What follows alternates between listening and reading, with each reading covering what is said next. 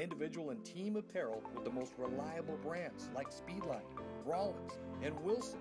And don't forget to check out the latest F7 Shut helmet. It's all at Garden Swartz Team Sales. Give them a call, 505-884-1234. Garden Swartz Team Sales. The Barley Room, proud sponsor of ProView Networks for over 9 years, is pleased to introduce Black Iron Catering. From weddings and family reunions to birthdays and office parties, Black Iron Catering is perfect for any event. Contact Jamie at 505-459-8259 and book your event today. Black Iron Catering. Let us bring our kitchen to you. Dreamstyle Remodeling has been wowing homeowners in New Mexico since 1989. Selected as Best Custom Home Remodeler for 3 consecutive years by readers of the Albuquerque Journal, we're also your exclusive provider for top home improvement brands like Renewal by Anderson, Four Seasons, Blaze King, and many others. Founded and headquartered in Albuquerque, Dreamstyle Remodeling is family-owned and now employs more than 500 people across the southwestern U.S. In fact, we've helped more than 60,000 homeowners improve their home in New Mexico, Arizona, California, Idaho, and West Texas. We're committed to providing a superior customer experience. We've earned 4.6 stars with hundreds of online reviews and have an A+ with the BBB. Dreamstyle Remodeling is a proud supporter of UNM Athletics. Visit our beautiful 10,000 square foot showroom at 1460 Renaissance Boulevard across from Sam's Club or DreamStyleRemodeling.com to make your home remodeling dreams come true. Car Crafters, proud supporter of ProView Sports Network. Are you sure we're supposed to be doing this? Don't worry, I've watched him do it 1,000 times. Come on, what's the worst that can happen? No! Bad dog! Hi, welcome to Car Crafters. What happened? Don't worry, we'll make it like it never happened. Car Crafters, it's like it never happened.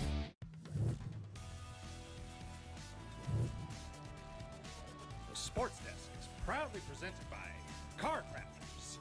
It's like it never happened.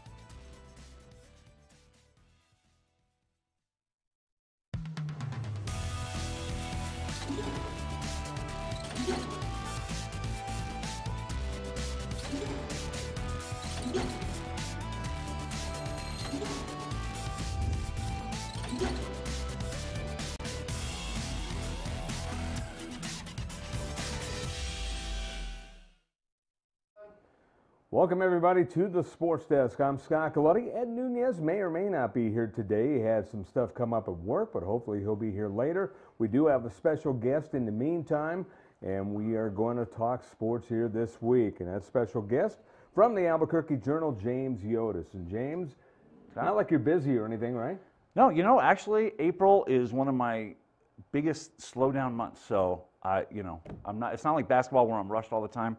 I got You're plenty lucky of time. you're not a writer in California then, because the schedules are totally opposite, and April's one of the busier months. No, I'm glad for April before we get to the May rush. Although the winter months and the fall months are more busy here than they are in California. California, like September, October, it's all football all the time, and everything else kind of melts in afterwards. You know, in my job, from mid-July to mid-March is usually just very little break, which is why I'm always glad to kind of get to April and get out and do a little track and field, do some tennis, do some golf, and just sort of catch my breath before that last push, next month. Let's talk a little bit about what you've been covering here as of late. I know they had the cheer, and ProView Networks carried the cheer competition from the pit, and you've been all over baseball and softball as well. Yeah, State Spirit, and we had a few local state champions this year in the State Spirit competition, which is like the third biggest moneymaker.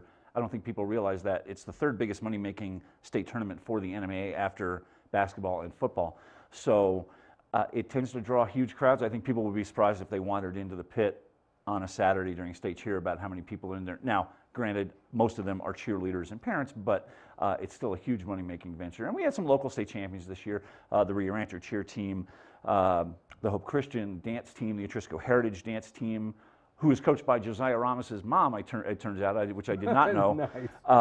And I saw Josiah on the floor after the game, so kind of a nice thing for that family to celebrate. Did he hit a three? There were no, all the baskets were taken down. I'm sure he would like to. No, I knew there weren't. Yeah, he would if he had a chance. What are your impressions of baseball? I know we were talking with Adam Deal before the show about District 1 being kind of the big district in 5A, much like it was for basketball. And, you know, there are some other good teams smattered around. You got La Cueva, you got El Dorado, you got Rio Grande.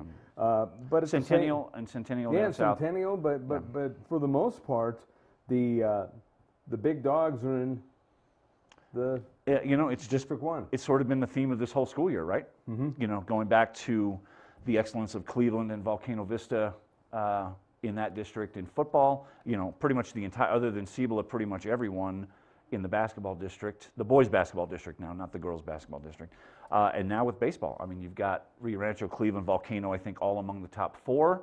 Matter of fact, Cleveland and Volcano playing today, a top 4 matchup and a repeat of a game played in the Metro tournament. So, you know, we've, the interesting thing though, even though District 1 has dominated, they didn't win the state title in football, they didn't win the state title in, well actually they did win the state title in basketball, but they haven't been as clearly dominant in the postseason A team yet. formerly from another district. I almost said they didn't, 1. and I'd forgotten that Trisco Heritage moved in, but you know, we've got so many quality teams in this district. You know, you can start with Rio Rancho, which won its own tournament recently, just has a couple of losses this year, you know, and has been quality right down the line. And this is a young team. Rio Rancho has got an exceptionally young team. They've got some young kids on this team. They've got a great junior class with 3 kids who are committed to New Mexico State. Their catcher, Clayton Kemsky. They've got an infielder, Noah Brewer. One of their pitchers, Alex Stanfield. All these kids are committed to New Mexico State already. Now, whether they sign or not in a year, we'll have to see. And they've got a good crop of younger kids as well. And they lost one of their best players in the offseason, Goldsmith, their projected shortstop, left and went back to Reno because his dad, a UNM assistant, lost his job with the Lobos, so they went back to Nevada. So that was a piece they are missing, and they're still just sailing along. So Rio Rancho is doing very well. Cleveland has been very quietly one of the most productive baseball programs in New Mexico. Over the last 5 years, Shane Schallenberger always does a great job of putting that team together. They've got good pitching. I would not say great pitching. They've got functional pitching, but they've got a pretty terrific lineup with kids like Treston Schallenberger, a 5th-year senior, Robert Healy, their catcher, Jaron Jackson. They've got some kids that can really swing it in this lineup. Damon Roddy's another kid that can swing it. And then you have Volcano Vista, which might even have the best pitching of the 3 of these teams, I think, up front, with guys like Ryan Curran and Tyler Campbell. They might have the best pitching up front. Now, their lineup, I'm not sure, is as strong as Cleveland and Rio Rancho. So you've got some interesting dynamics here. And even Cibola, my alma mater, has been much more competitive this year. You know, they probably will get into the state tournament for the first time in several years. I don't think they're going to contend for a district title, but they are much more competitive, and they got some kids that can really play. So, and even Trisco has shown signs here and there that they can be competitive. So this district, top to bottom, has been outstanding. We'll get back to that here in the later segments. We're going to go over the coaches poll, but did you have a chance to see the national title game? I did, and I'll be honest, I watch very little college basketball. I know. Largely that's why I asked. Largely because of my busy. job, right? Yeah. Because you know the high school games are usually going on the nights of college basketball. So there's only so much time in my week for me to sit down. I don't watch any college football. I don't watch any college basketball. I don't watch college baseball. I just don't have a chance to do it. Right. Having said that, I do for the tournament. I do spend 3 weeks and try and watch as much of it as I can. I always enjoy the first month of college basketball because of the interesting matchups we get in tournament play, whether it's the Maui tournament or all these various tournaments around the country. I love those, and I love the tournament for the same reason, because you never know what kind of matchups. The Maui tournament in a gym that looks like it's smaller than Hope Christian. Probably is smaller than Hope Hope Christian. That's one of my favorite tournaments. You know, and that's the part of college basketball that appeals to me, the matchups you may get in these tournaments where you, like Gonzaga and Duke, I believe, played in the Maui tournament final, I think, if I'm not mistaken. You know, I love those kind of matchups. I have no use for college basketball's conference season. Bores me to tears. I love the matchups.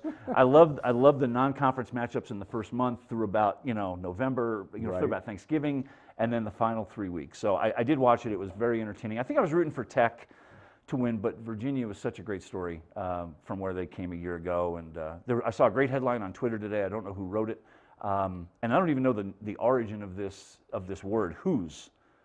They kept chanting it last night on the dais after the game. I haven't heard that usage in quite a while, but they've always done that, and I don't know what the reference is. But I saw a great headline this morning. I don't even know what paper it was that goes back to the Ralph Sampson days.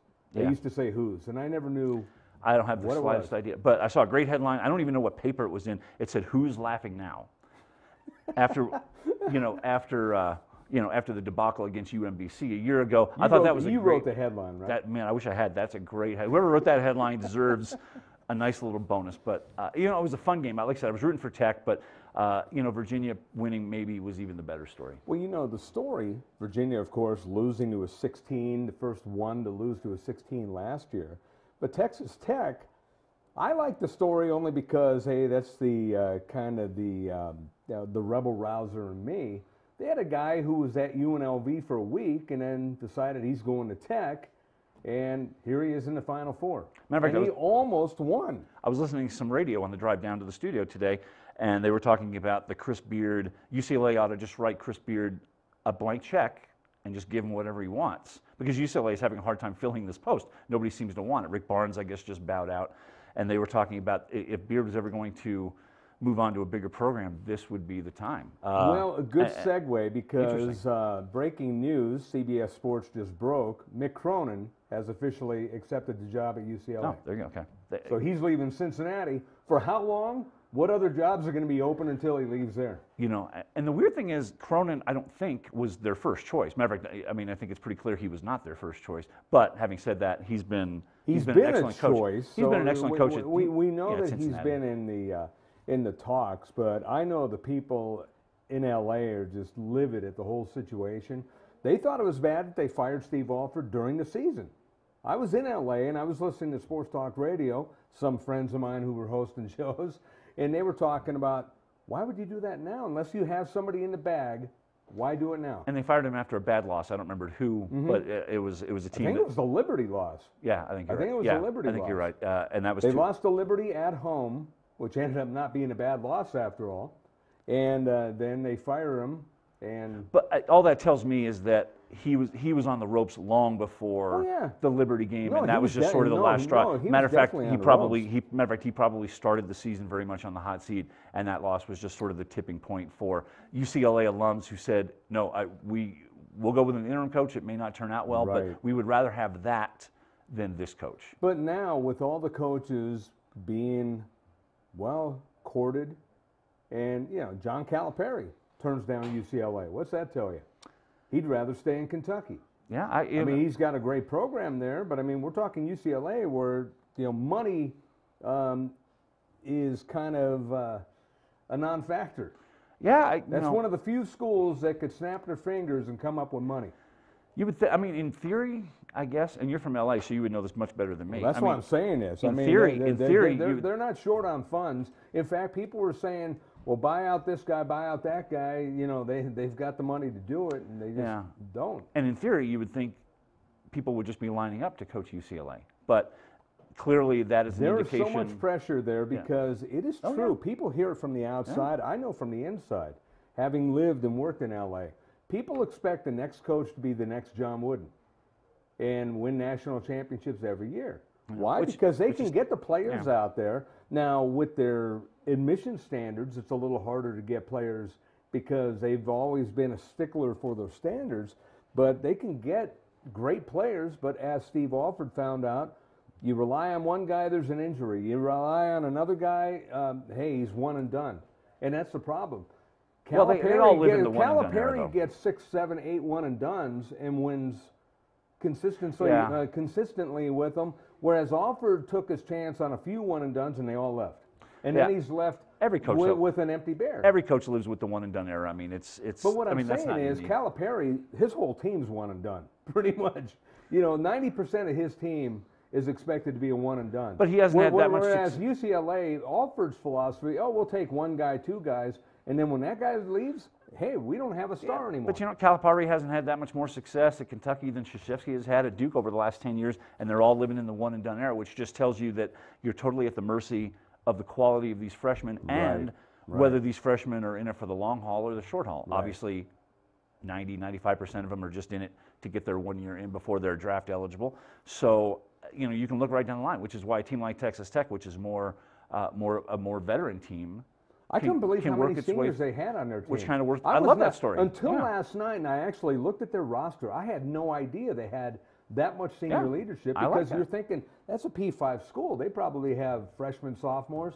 No, they had a bunch of seniors. Yeah, I love that. I wish we saw more of that. I mean, I sort of understand the nature of why it's done, but it's nice to see a veteran team that just sort of quietly went about its business during the year. And Right. and the funny part is everybody was talking about how bad this game was going to be, Virginia and Texas Tech. It was a great Well, what an unexpected final it's going to be and how boring it'll be. And people just tended to ignore the fact this was a 1 seed and a 3 seed. Right. If the 1 seed Right. was North Carolina and the 3 seed was Duke, everybody Oh, would have people shut up. would have been- people would have been doing cartwheels It was for driving that me game. crazy. It was driving me That's crazy. a great point, because we've seen that. Yeah, if it was 2 name schools, you wouldn't have heard one peep about, Right. oh, well, this is not the championship game we expected. It was a 1 and a 3 seed, 2 of the top 12 Right, teams right. by seed in the tournament. Right. And it wasn't like a 10 playing a 14. Right. So I was really perturbed by that because, and this feeds into national media, who they don't want to see anybody other than Kansas, Kentucky, Duke, Carolina, Gonzaga playing each other in the national championship game, which bores me to tears. I found that's Right. why I found last night so fun, because we were going to have a first-time champion guaranteed. I love that part of that. Right. And either story would have been fantastic. Yeah, and the first-time champion is very, very cool. We'll take a break and come back. He's James Yotis from the Albuquerque Journal. This is the Sports Desk. First, the top 10 plays of the week from Dreamstyle.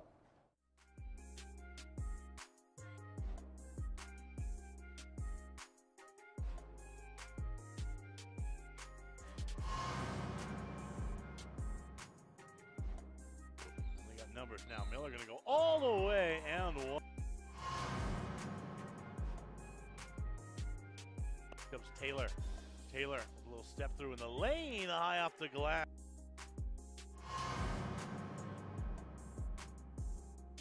Top, V-Hill long, straight up 3, ring it up. And the double comes nice, no look to Garcia, yes! Away with it, but he threw it away. Here's Heckroth. Heckroth, yeah!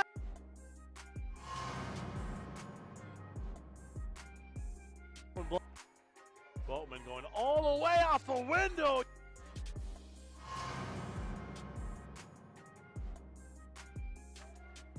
On the layup attempt, no, yeah!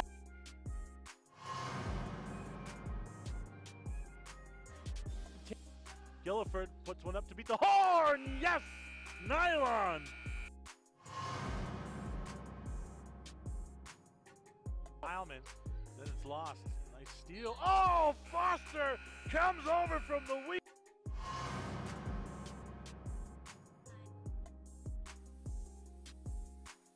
To right field.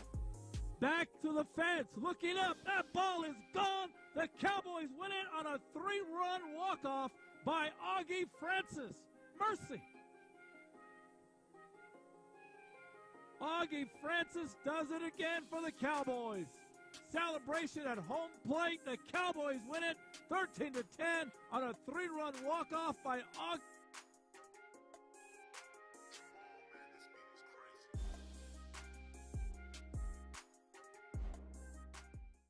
The service department at Gala Chevrolet is clean, modern, and ready for you. Our master technicians service every make and model, including certified service on any GM vehicle. Service done right the first time, every time, right here at the all-new Gala Chevrolet. Well, I'm going to the frontier, walking to the cashier, order up a root beer and a number 1. Cover it with green stuff, 1 scoop is not enough. Find a booth that's real tough, backed by the Duke. Meet my family, meet my friends in the quirkiest restaurant I have ever been. All of Albuquerque's favorite spot, it's the Frontier Restaurant. The Frontier Restaurant is a proud supporter of ProView Sports Network. High school sports are back. The 2018-19 season kicks off, and you could watch every ProView Network broadcast live on the NFHS network. Every moment, from every game, from every sport, including all NMAA state championships. Get your highly discounted monthly pass now. Go to ProViewNetworks.com and sign up. Watch New Mexico's best. this my car? State Farm knows that for every one of those moments, This is ridiculous! there's one of these. Is this my car? What? This is ridiculous. This can't be happening! This can't be happening. Oh, it's happening, sweetheart. Oh, it's happening, sweetheart. Shut up. Shut up! That's why State Farm is there, with car insurance for when things go wrong, but also here with car loans to help life go right. State Farm. Talk to State Farm agent Marty Size or Michelle Rudolph in Albuquerque today. Don't sacrifice quality and flavor when you're in a hurry. Golden Pride offers ribs, fried chicken, green and red chili breakfast burritos, and Frontier Cinnabons. 4 great locations, or visit us online at goldenpride@abq.com. Golden Pride Barbecue Chicken and Ribs, proud supporter of ProView Sports Network.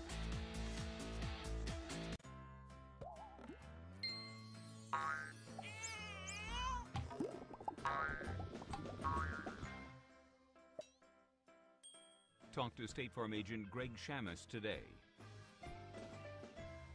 Sadie's is a proud supporter of New Mexico high school sports and athletics, and we here at ProView Networks would like to thank Sadie's for their continued support in helping us bring you all of your New Mexico high school sports coverage.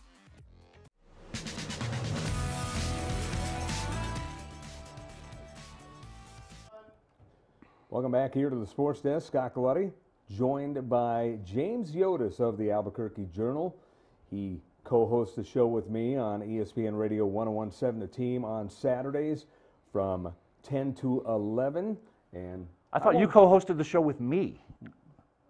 Well, that is yeah. Well, we each co-host. All right, with we each other. co-host. Okay. You kind of take over the show. I but know, yeah. I do.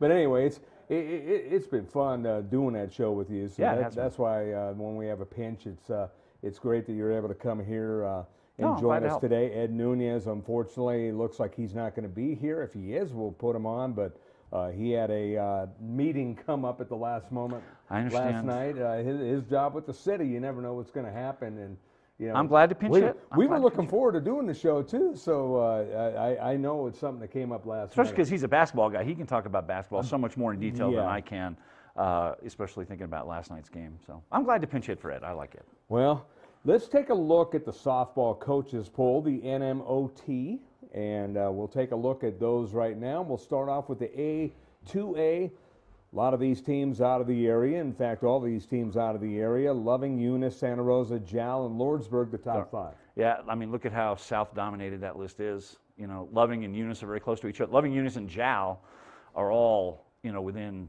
gosh, an hour's drive, it seems like, of each other. I mean, there's always great, in this particular division, there's always great softball from the southeast part of the state. Take a look now at 3A as we'll make the jump up there. And West Las Vegas is number 1. Cobre, Tularosa, Robertson, Santa Fe, Indian. That's the top 5. And, you know, I talk with Ed a lot. You see Cobre, and it reminds me of the old, setup that they used to have. And Cobre used to be one of the top dogs. Yeah, and they still are. And look how close the voting is on those top 4 teams. Only 6 votes separating the top 4, and then there's a big gap between number 4 and number 5 there. So that tells me, and of course we're talking about different regions. Of course, West and Robertson are in the same city, but you know, Cobre and Tularosa from opposite sides of the state. So it tells me that the way the coaches are voting are probably aligned with how they're positioned regionally as we try and kind of sort out who the favorite's going to be for state next month. James, you bring up the big gap, and that's one of the things that I notice in baseball and softball. The big gap, you get the top 5, top 6, and then boom, the numbers are vastly lower. You don't see that much of a gap in basketball and football. Yeah, well, on a consistent basis. Basketball is a great example because, I mean, look at this year just with the 5A division, we had a 5 seed and a 6 seed playing each other in the state final because the depth in basketball is always so much greater than it is in the other sports. Why is that? Because we're a basketball state, because kids want to get to the pit, and so as a result you get much more fiercely contested districts, and you get teams from every corner of the state who are extremely competitive. Girls basketball was a good example this year of that, with Piedra, Vista, and Farmington in one corner of the state, and Hobbs and Carlsbad in the other, West Mesa in the middle.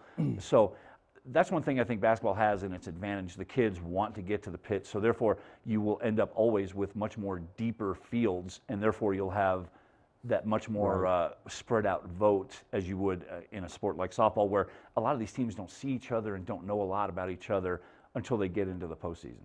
Take a jump now to 4A, and At the 4A top, you've got Artesia. They are the number 1 here, and Silver is number 2, Los Lunas 3rd, Aztec 4th, Bernalillo is 5th. What do you know about Bernalillo in softball? I can't say I know a lot, but I do know that Manuel Montano, who's a guy I've known for a long time, I covered him as an athlete in Bernalillo going all the way back to the 80s, is a terrific coach. And this team is always in the hunt for a top 8 seed at state. Of course, I don't get a chance to watch very much softball, which makes it harder for me to talk about them intelligently because I don't get a chance to watch very many games. But I do know, just looking at this list, these are all teams with great tradition. Artesia, Silver especially. Silver has been a dynasty in softball for quite a long time now. Yeah, and I believe Silver beat Bernalillo in the state final last year. So, you know, you look down this Aztec, four-corner softball is always excellent. Or at least has been during most of my career. So Los Lunas is another team I don't know a lot about. I'd like to get a chance to get out and watch them at some point over the next few weeks and get a handle about how good that team is, because the others we won't get a chance to watch. Moving up to 5A, and Rio Rancho is the number 1 team in 5A, followed by Volcano Vista, Carlsbad, Centennial, Cibola. Then you have Oñate, Manzano, El Dorado, Piedra Vista, and Farmington. And Piedra Vista, I believe, dropping down a little bit, and Ed and I talked about them because when I first started doing the high school scene after being the voice of the Lobos, Piedra Vista was at the top and was winning championships with consistency. And they were nationally ranked for several years. They were just dominating the state everywhere they went. They often would travel out of state and play some big tournaments, play some really good teams from Arizona and California, even Southern Nevada. So, you know, with the move up, you know, it was expected they would probably have a bit of a drop-off. The interesting thing about this list, you know, Rio Rancho has been the best team. That's a deserved number 1 seed. You know, going back to the Metro tournament, they beat Volcano Vista, whipped them on Volcano Vista's field in the final. The next week, Rio Rancho was playing in its Kristen Griego Memorial Tournament. They beat Carlsbad 9-8 in the championship game of that tournament. So, you know, those 3 clearly have separated themselves from the rest at this point. And we could see any combination of those when we get to the state tournament final next month. You know, Carlsbad actually was leading that game a couple of times late against Rio Rancho, and then Rio Rancho, I believe, got a walk-off 3-run homer from a girl named Kendra Levesque to beat them 9-8. So, boy, those top 3, that's going to be interesting to see how they kind of mix up in the brackets when we get to May. You mentioned the Kristen Griego tournament. That's always a big tournament here. Much like the Sal Puentes tournament is on the baseball side. It's an interesting tournament because I think there were 30 teams this year, which is an odd number of teams. You know, usually you would have 8 or 16 or 32. To do it with 30 teams, they had to be creative with how they sort of arranged their bracket. But a lot of teams love, and it attracts a lot of great teams, and teams love to come up here, and they know they're going to get pretty good competition for a couple of days and play 2 or 3 pretty good teams. And it gives them a chance to play on these fields that host the state tournament anyway, which is Eagle Ridge in Rio Rancho and Cleveland High School. So it gives them a chance to get familiar with the venue a little bit as well. So the Griego, you know, which is named for a former Rio Rancho softball player who passed away many years ago, and her mom, Martha, she's such a great lady, and she's always so instrumental in putting together this tournament and getting the brackets together. And like I said, it usually draws a very high quality field, not so much in 5A, but in the smaller classes. Let's take a quick break. We'll go over the boys' polls in baseball in just a moment. You're watching the Sports Desk here on ProView Comcast 26. Car Crafters, proud supporter of ProView Sports Network. Are you sure we're supposed to be doing this? Don't worry. I've watched him do it 1,000 times. Come on. What's the worst that can happen? No! Bad dog! Hi, welcome to Car Crafters. What happened? Don't worry, we'll make it like it never happened.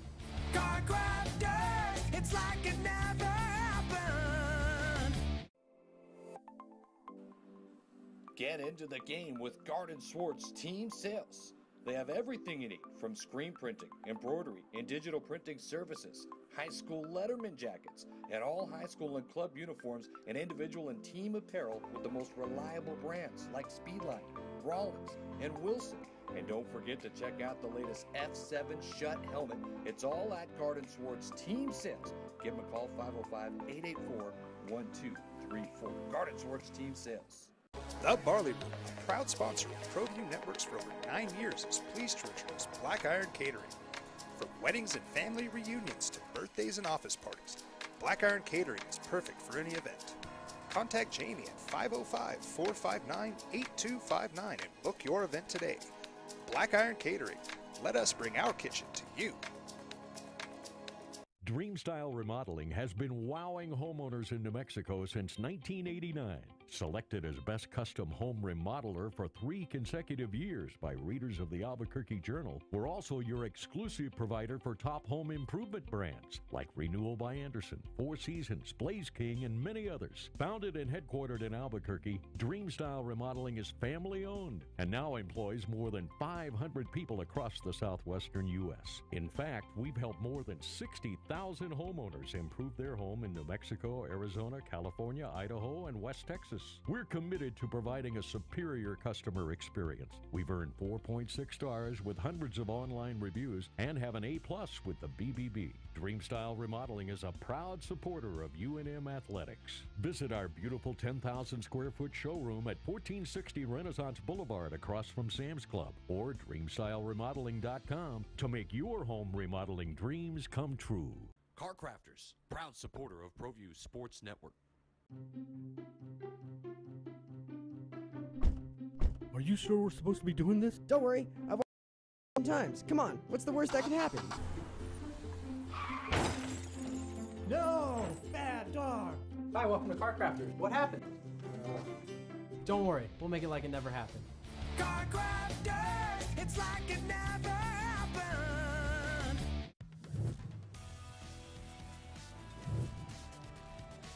The Sports Desk is proudly presented by Car Crafters. It's like it never happened.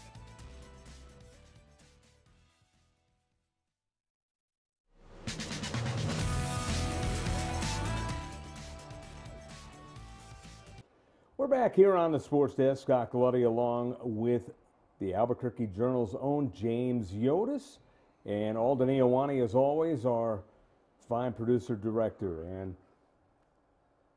are you the host or the co-host of the weekend show? We're co-hosts. co-hosts. You're debating about that. I'm just right? needling you. Well, I that's me. That's my nature. I needle. I bust chops. That's what I do. Well, you did it well. Okay. Well, anyway.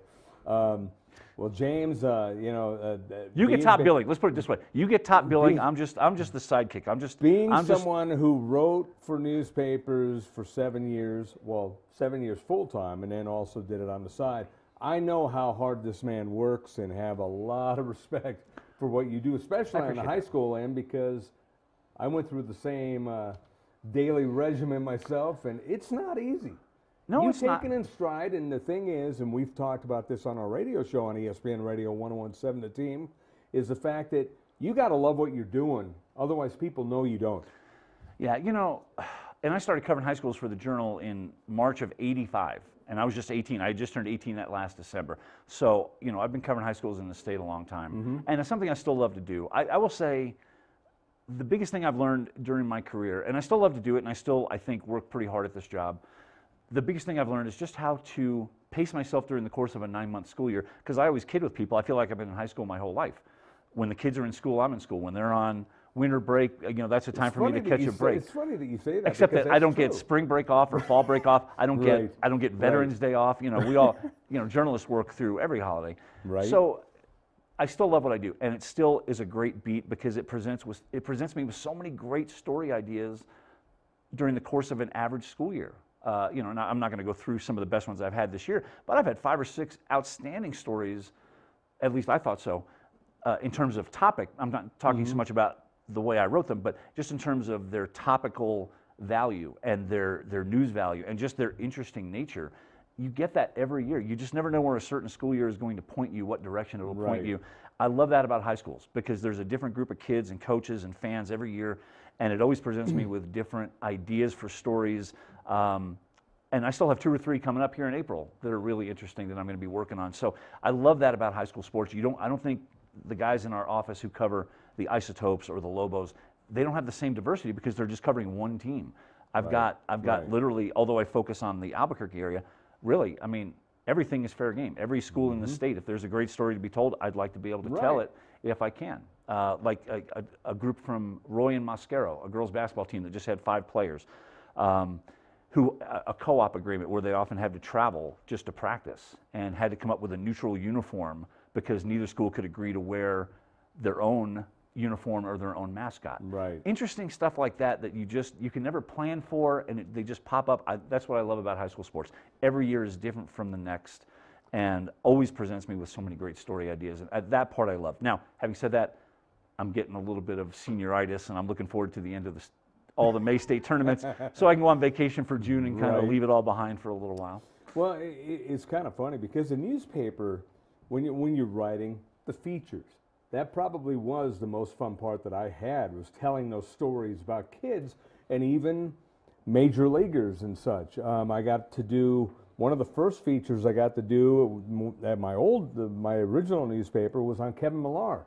Before he became a celebrity, he was playing with the Red Sox. They actually flew me up to Oakland to go cover their series against the A's. And this is before the World Series and all that stuff. And I actually interviewed him once for a story and I got to on do a local kid. Well, he was born and had some roots in that area, so it made it a local thing. So they wanted me to go make a local thing. And, just having a chance to spend 4 days kind of trailing him and watching him and getting to know him a little bit, it was kind of cool. And then you see him on TV all the time now. And I knew back then he was one of the more funny people. But people see him on TV and it's like, hey, that guy's hilarious, and he really is. Cibola High School had a kid named John Roscoe who made it to the major leagues. He was the second-round draft choice of the Marlins back in '93, and ended up being a former teammate of Kevin Millar. So I actually got to interview Kevin in person once when they were teammates, and he was a very funny, he was a very funny, engaging kind of guy. He was a great quote. Right.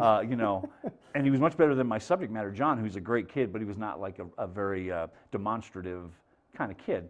So, yeah, I totally get that. But I have to ask you, 4 days?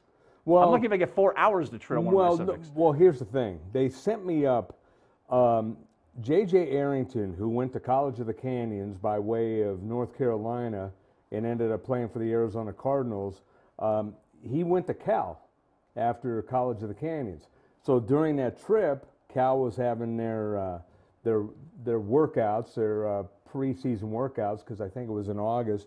So I got to go see him, and another local was at San Jose State getting ready for football season. So I was going all over the place, but at the end of the day, I ended up at the ballpark right when they opened the doors, like I used to back when I used to cover Major League full-time. So I used to be one of the first people there and last people to leave.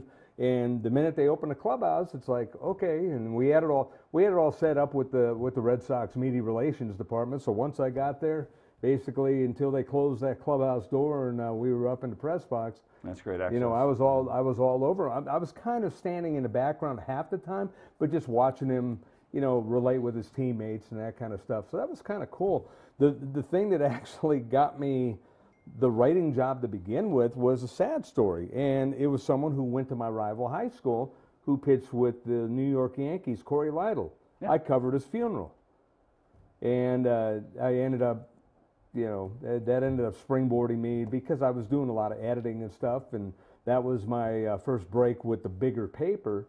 And the minute I wrote that story, they said, "Whoa, we got to put you on the beat." So they started, I started writing right after that. But I just the diversity of, I'm sure you've had to do those rough kind of stories, because that was probably the hardest story I've ever written, because I'm writing about someone who died. I would say professionally, this will probably come across in a way I don't intend. And was nationally known to die because his accident, pictures of his plane in New York City were all over the news. To cover a funeral as a reporter is a very difficult thing, but it challenges you in ways that the regular parts of your job do not, which I appreciate that, because it's very difficult to have to tell someone's story in the past tense, somebody you may even have known or covered or written about.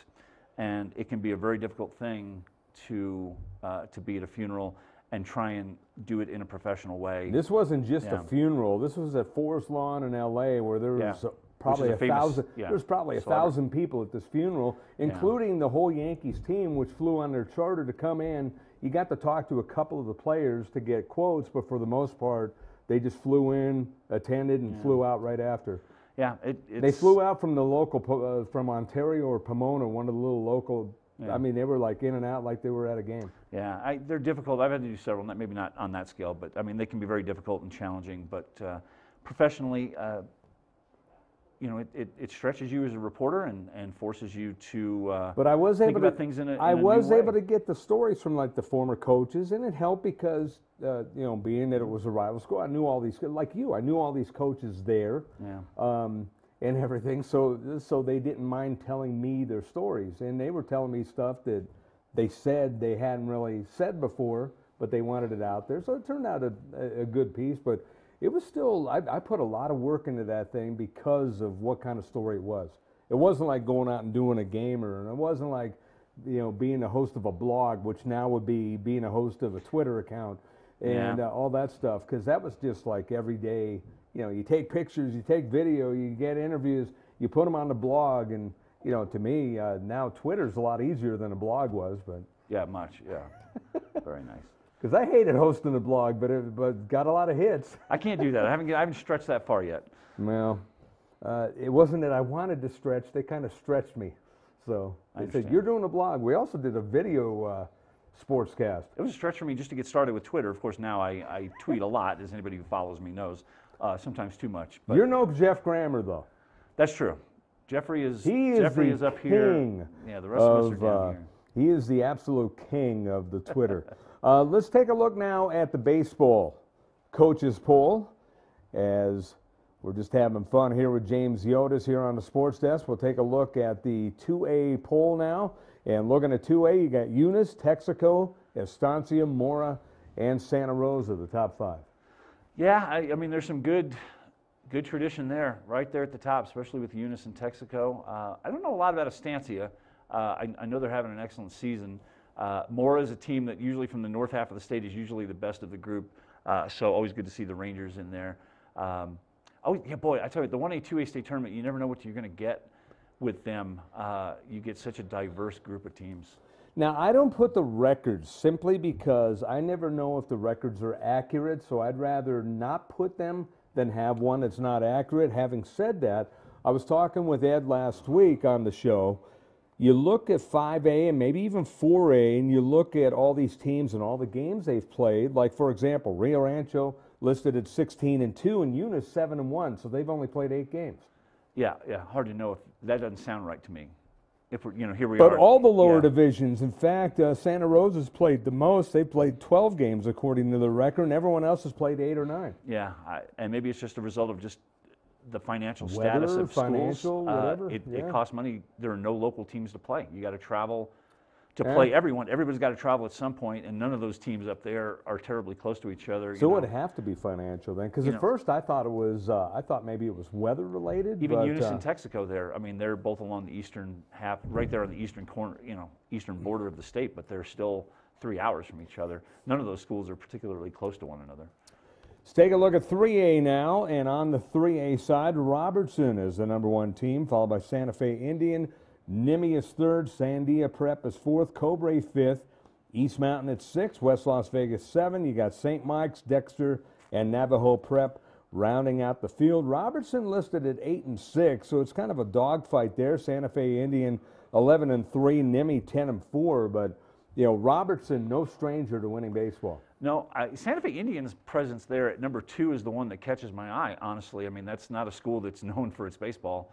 Well, I don't know if you knew this, but Nimmy was #1 last week. No, I did not know that. Yeah, Nimmy was. They were #1. In the southeast corner of the state, you're always going to have good baseball. Santa Fe Indians' presence there is a bit of a surprise. As I look at Sandia Prep and East Mountain, which are local teams who I know a little bit more about, I know East Mountain's coach David Naylor. He loves this team, and he thought this is the best team they've had in about 6 or 7 years. Sandia Prep with their longtime coach Paul Hewitt. That is a super young team. And probably wasn't even built to really win even this year. So I think that young group, and he's won a couple of state titles with Prep, so that young group is coming along really nicely. Look at 4A now, and you have St. Pius #1 at 12-5. You got Goddard 2, Artesia 3, Los Lunas 4, Miamura, they're 5th. Academy is 7th, Valley 8, Valencia 9, Belen 10, and of course you got Santa Teresa, they're #6. And Artesia, we had a chance to see them at the Sal Puentes tournament. Good hitting team. They got good pitching, but they ran into a couple of buzzsaws in Cleveland and Rio Rancho. Yeah, and their resume shouldn't be frowned upon because they had to play some upper-level teams, not teams in a bigger class, but the blue bloods of the upper class. So, and I've had a chance to see all three of these top teams. As a matter of fact, St. Pius is playing Los Lunas, 1 versus 4. That is tonight in Los Lunas. But Los Lunas is just coming off a 5-0 loss to Belen. Matter of fact, if you look at that list there. You're taking your charter plane to go to Los Lunas, right? I was debating whether to do that game tonight or helicopter? not. But, if you look at Valley, Valencia, and Belen at the bottom of that list, plus Los Lunas and St. Pius, those 5 teams are all in the same district. So Belen with Jadrian Martinez, a lefty, a really good lefty. Not as good as Hayden Walker from St. Pius, but a really good lefty. I'm pretty sure he must have pitched the game against Los Lunas the other day when they beat Los Lunas 5-0. This will be an interesting week for St. Pius. They play at Los Lunas tonight. They play home for Belen on Friday afternoon, when I would expect Hayden Walker maybe to pitch for Pius and Jadrian for Belen. That's a game I think I'm going to cover a little bit later in the week. So some interesting teams on this list. We saw Goddard at the Sal Puentes tournament in Rio Rancho as well. And they've got a really good frontline pitcher in Drew Price, who pitched pretty well against La Cueva, but he was just outpitched by Ben Schoeneman, a game that Goddard lost 3-0 to La Cueva. So some good teams. We'll have to see about Los Lunas. That's the one that intrigues me. I'm not sure. We'll see if they hold up at number 4 as we go along. I haven't had a chance to see Valley in person yet either. I hope to do that very soon. I have not seen my good buddy Chad Kuhn, the Vikings coach. I haven't had a chance to see that group yet either. Take a look at 5A on the baseball side now. Rio Rancho is number 1, followed by Cleveland, Volcano Vista, Centennial. La Cueva is number 5, Rio Grande 6, Farmington 7, Piedra Vista 8, Carlsbad 9, and Hobbs 10. What are your thoughts on this, James? Because we had a chance to see Rio Rancho, Cleveland, and La Cueva all in the same tournament. And La Cueva, to me, is one of those teams that can beat anybody. But then again, so is Rio Rancho, so is Cleveland. And not having seen them in person, what I've heard about them, so is Volcano Vista. La Cueva is suffering from all the graduations they had last season, some great bats, some terrific all-around players. That offense has not clicked yet. Matter of fact, I'm surprised La Cueva's ahead of Rio Grande on this list, since Rio Grande just pounded La Cueva last week 12-2. I'm actually surprised La Cueva is not 6 on this list. Rio Grande probably deserves the higher mention. They beat up on La Cueva last week pretty good. And you and I have talked about this on our radio show. After Ben Schoeneman, La Cueva's number 1 pitcher, who's as good as anybody in 5A, La Cueva has a big drop-off between 1 and 2 in terms of frontline starters, and you need 3 good arms to win state, 3 good starting arms. La Cueva does not have that this year. So, and they don't have the offense to overcome that, at least not yet. Maybe those bats will warm up eventually, but against the good teams, we have not seen this with La Cueva, where their offense is good enough to overcome average pitching. So that's a red flag. Centennial lost maybe their best pitcher to an ACL injury several weeks ago on a chest bump. The kid went up, chest bumped a teammate, came down and tore his ACL, and apparently he was their number 1 pitcher. That's a loss for them as we think ahead to state, when, like I said, when you need those multiple arms for you. Now, having said that, Centennial still got some good wins. They beat Rio Rancho 1-0, and they've beaten some good teams. They think they beat Volcano Vista as well on this list. So we'll still keep an eye on Centennial. I mean, that one loss could be impactful, but we'll have to see. And we talked about Rio Rancho, Cleveland, and Volcano Vista earlier. All those teams are playing each other this week. Cleveland and Volcano today, and then you got Cleveland and Rio Rancho on Friday. And Rio Grande just kind of looming there at 6. Their district's not going to be very demanding, frankly, outside of maybe Sandia. That's the only team that can really play with them, I think, in that district.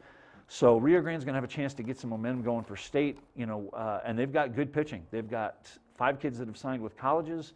They've got a lot of pitching, both from the right-hand side and the left-hand side. So that's a team I'm going to be keeping an eye on pretty closely in April. Farmington and PV, I'm looking forward to seeing them this month.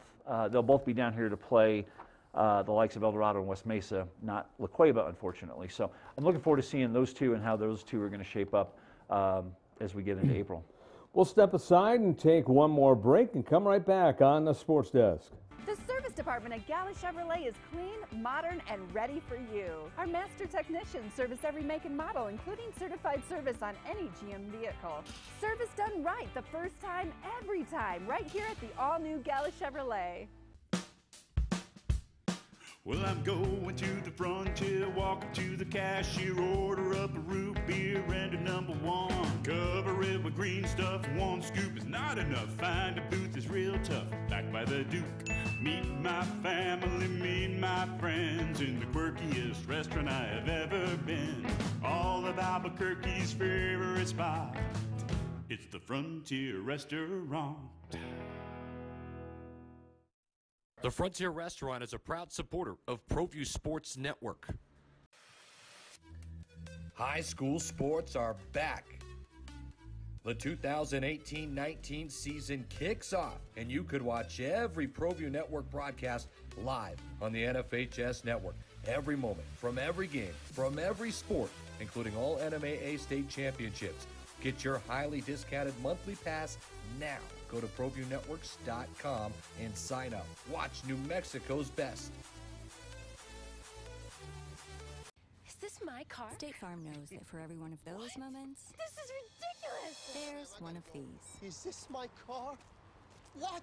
This is ridiculous. This can't be happening! This can't be happening. Oh, it's happening, sweetheart. Oh, it's happening, sweetheart. Shut up. Shut up! That's why State Farm is there, with car insurance for when things go wrong, but also here with car loans to help life go right. State Farm. Talk to State Farm agent Marty Size or Michelle Rudolph in Albuquerque today. Don't sacrifice quality of flavor when you're in a hurry. Golden Pride offers ribs, fried chicken, green and red chili breakfast burritos, and Frontier Cinnabons. 4 great locations, or visit us online at goldenpride@abq.com. Golden Pride Barbecue Chicken and Ribs, proud supporter of ProView Sports Network.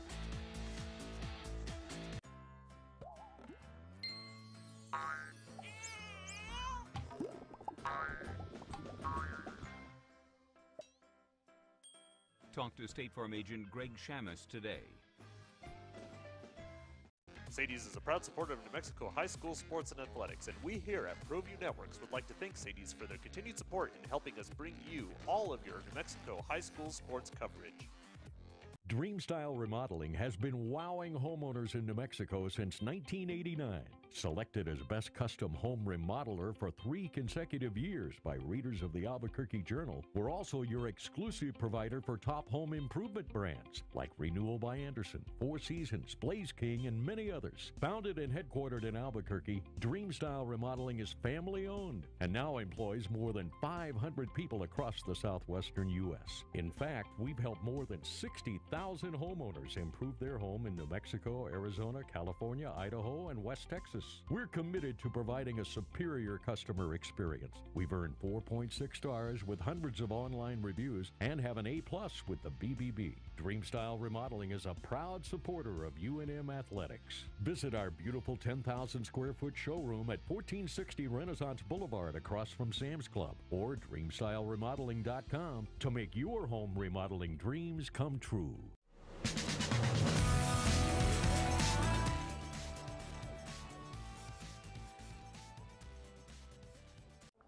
We are back here on the sports desk. I'm Scott Gallotti along with James Yotis of the Albuquerque Journal.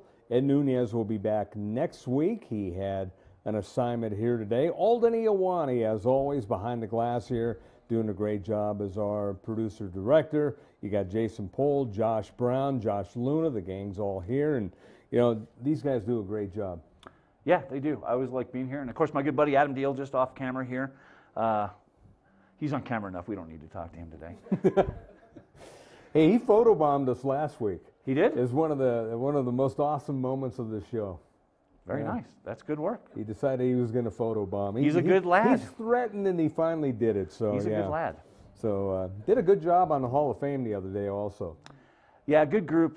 You know, I'm happy for Coach Murphy. He's cringing, but yes, you did a great job. You know, I can't say I know all the honorees very well, like Bubba Jennings, who was before my time at the Journal. Right. And I met him later on as a coach at Artesia, but I never got a chance to watch him play. But, of course, Jim Murphy and Mike Brown, I'm very happy for both of them, especially Mike Brown. I've known that family for a long time. I mean, going back to when Greg Brown, the Volcano Vistas coach now, was a teenager. I mean, I've known Greg since he was, 15?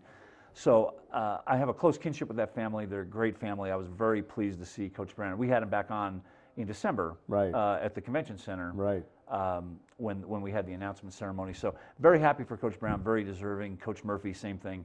I mean, between the two, I mean, how many state titles between the two? Over 20. I think about 22 2, I think, maybe 22 or 23 state titles between the two of those guys. That's just well, it's incredible. kind of funny. I ended up sitting at an academy table the other day, and I was telling the people I actually have an academy tie before I even moved out here to be the voice of the Lobos.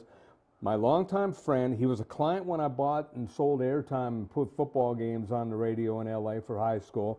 I did Bishop Amat, Loyola. I did all these rich, Catholic schools, and they were fun to put on the air. But he was one of my first sponsors. He was also my dentist, team dentist at UCLA now, team dentist for the Lakers. He's been the team dentist for USA Soccer. And when I say dentist, he's the guy that makes the mouthpieces. He's the guy that creates all that stuff. He's got patents on a bunch of stuff. He played on Academy's first basketball title team. What's his name? Ray Padilla. Ray Padilla, okay. Played on Academy's first title team. Very nice. And he was schooling me on Academy when I first moved out here and telling me about it and everything else. We're talking about basketball now. Yeah, we're talking basketball. He played on their first, so I guess, what's that, 68?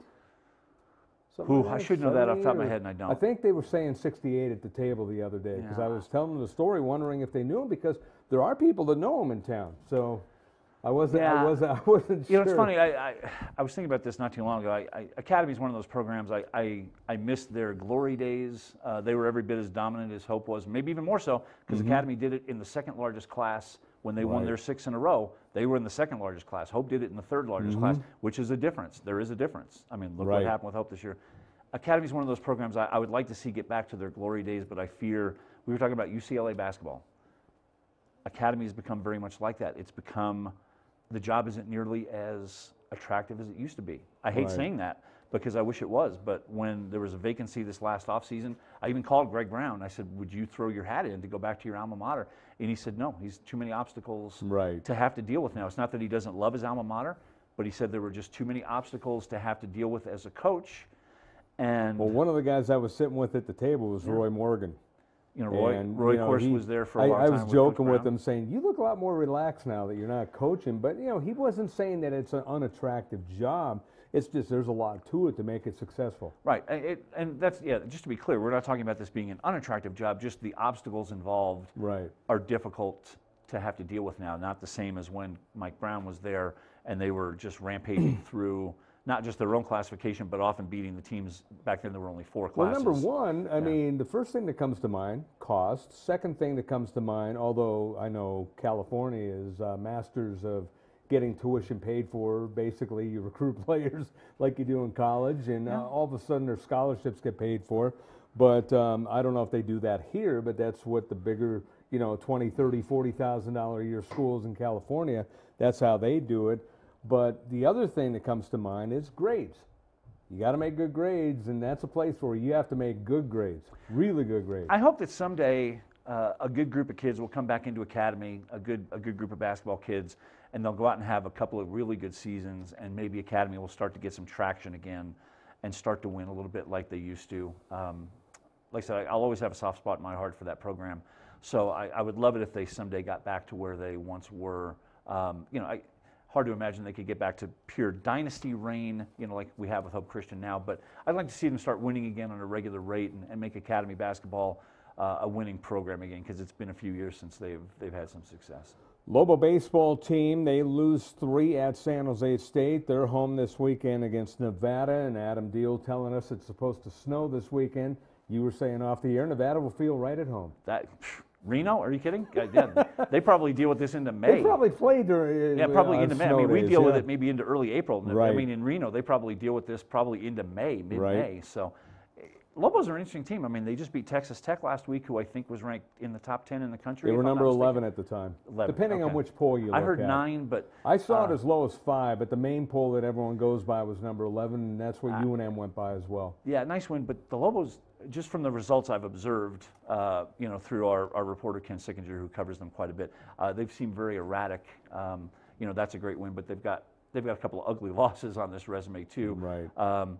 I can't say I'm a huge college baseball fan. I am a Lobo grad, and of course I'd like to see them do well, but we'll have to see. I know there's still a lot of season left for them, but I think they're going to need much better pitching than they've gotten if they want to make a run at this. Well, James, I know you have a decision to make today on which game to go to. You've been kind of wavering after Vacillating, thinking about it. It's like which game to go to. Knowing you, you'll go to both. One's a day and one's a night. So knowing you, you'll go to both. But thank you so much for joining us here today. My pleasure, Scott. And of course, we'll talk to you down the line as State. And before your vacation comes up, we'll have you on.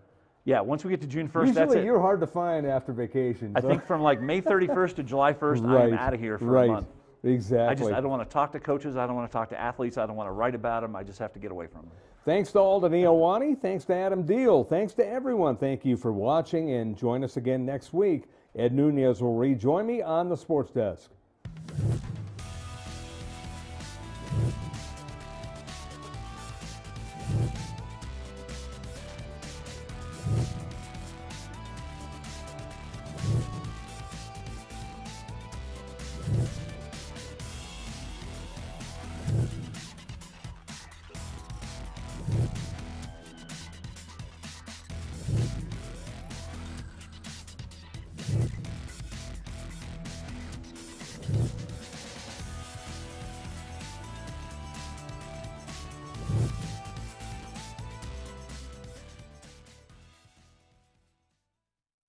Car Crafters, proud supporter of ProView Sports Network.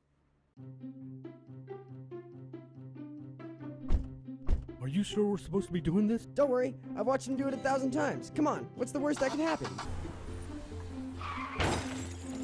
No! Bad dog! Hi, welcome to Car Crafters. What happened? Don't worry, we'll make it like it never happened. Car Crafters, it's like it never happened.